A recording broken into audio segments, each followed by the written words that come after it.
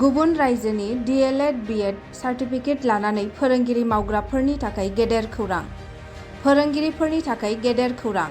जाय फोरोंगिरिफोरा साखाथि रायजो सोनाब बेंगल फरायसालिमाफोरनिफ्राय D.El.Ed B.ED डिग्री लानानै आसामाव फोरोंगिरिनि साख्रि मावगासिनो दं, बिथांमोननि थाखाय खैफोद जानो हागौ। आसामनि सोलोंथाइ बिफाननि मोनसे गेदेर फोसावनाय। सोनाब बेंगल फरायसालिमाफोरनिफ्राय D.El.Ed B.ED डिग्री लानानै साख्रि मावगासिनो थानाय फोरोंगिरिफोरखौ फिन नायबिजिरगोन सोलोंथाइ बिफाना।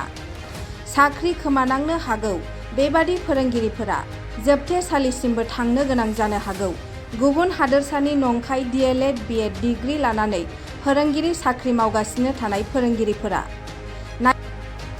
नायबिजिरनायाव नंखाय फोरमान जायोब्ला लोगो लोगो गोमागोन साख्रि आरो साजाबो मोननो हागौ दायनिगिरि नुजायोब्ला।